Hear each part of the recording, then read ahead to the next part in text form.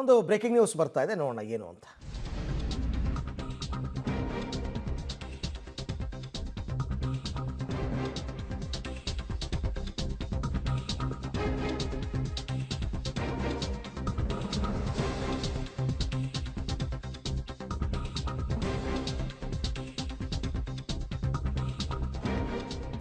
ನಾಯಕತ್ವ ಬದಲಾವಣೆ ವಿಚಾರಕ್ಕೆ ಸಚಿವ ಮಹದೇವಪ್ಪನವರ ಹೊಸ ವ್ಯಾಖ್ಯಾನ.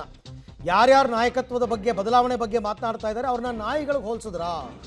ಬೀದಿ ನಾಯಿಗಳನ್ನು ಹಿಡಿದು ಒಳಗೆ ಹಾಕಿ ಅಂತ ಕೋರ್ಟ್ ಹೇಳಿದೆ. ಅಂದರೆ ಮಾರ್ಮಿಕವಾಗಿ ಹೇಳಿರ್ತಕ್ಕಂಥದ್ದು.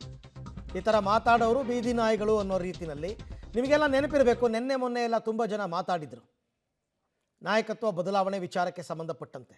ಹಾಗಾಗಿ ಮಹದೇವಪ್ಪನವರು ಈ ರೀತಿ ಮಾತಾಡಿದ್ದಾರೆ. ಇಲ್ಲಿ ನಾಯಕತ್ವದ ಚರ್ಚೆ ಎಲ್ರಿ ಇದೆ? ಹೈಕೋರ್ಟು ಪದೇ ಪದೇ ಬೀದಿ ನಾಯಿಗಳನ್ನೆಲ್ಲ ಹಿಡಿದು ಒಳಗಾಕಿ ಅಂತ ಹೇಳ್ತಿದ್ದಾರೆ. ಇಲ್ಲಿ ರಾಜಕೀಯ ನಾಯಕತ್ವ ಗಟ್ಟಿಯಾಗಿದೆ. ನಾಯಕತ್ವ ಬದಲಾವಣೆ ವಿಚಾರಕ್ಕೂ ಹೈಕೋರ್ಟ್ ಬೀದಿ ನಾಯಿಗಳನ್ನ ಒಳಗಾಕಿ ಅನ್ನೋದಕ್ಕೆ ಏನು ಸಂಬಂಧ? ಅಲ್ಲ, ಈಗ ಸುಮ್ಮನೆ ಅದೇ ಬೀದಿಯಲ್ಲಿ ಮಾತಾಡೋನೆಲ್ಲ ಭಯ ಮುಗಿಸ್ಬೇಕು ಅಂತ ನನಗೆ ಗೊತ್ತಿಲ್ಲ. ನನಗೆ ಹೈಕೋರ್ಟ್ ಹೇಳಿದ್ದೆ ನೀವು ಹೆಂಗೆ ಹೇಳ್ತಾರೆ ಐ ಡೋಂಟ್ ನೋ. ಕಂಪ್ಯಾರಿಸಮ್ ಅಲ್ಲಿ ನಾಯಿ ಕೇಳೋದ್ರಲ್ಲ ಇವರು, ಅದಕ್ಕೆ ಕೇಳಿದೆ. ಅದೇ ಬೀದಿಗಳೆಲ್ಲ ಐ ಡೋಂಟ್ ನೋ.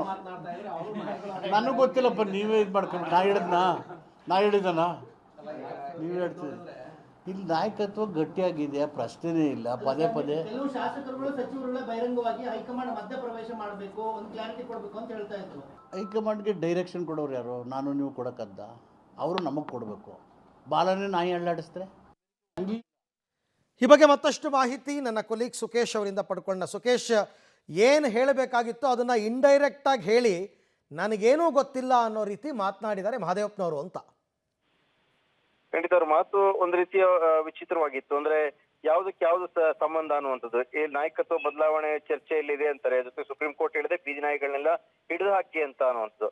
ಆನಂತರ ಅದಕ್ಕೆ ಮತ್ತೆ ಅವರು ಸಮರ್ಥನೆಯನ್ನು ಕೊಡ್ತಾರೆ. ಅಂದ್ರೆ ಅದಕ್ಕೂ ಇದಕ್ಕೂ ಲಿಂಕ್ ಮಾಡಬೇಡಿ ನೀವು, ನನಗೆ ಅದ್ರ ಜೊತೆಗೆ ಅದನ್ನ ಹೇಳಿದೆ ಅಷ್ಟೇ ಹೊರತು ಆದ್ರೆ ಆರೋಗ್ಯವು ಕೂಡ ಮುಖ್ಯ ಅಲ್ವಾ ಅನ್ನುವಂಥದ್ದು. ಜೊತೆಗೆ ನಾನು ಬೀದಿ ನಾಯಿಗಳ ಅಥವಾ ನಾಯಕರುಗಳಿಗೆ ನಾಯಿಗಳು ಅಂತ ಹೇಳದ್ನ, ಹೈಕಮಾಂಡ್ ಡೈರೆಕ್ಷನ್ ಕೊಡೋದು ಯಾರು? ನೀವು ಬಾಲವೇ ನಾಯಿನ ಅಲ್ಲಾಡಿಸಿದ್ರೆ ಹೇಗೆ?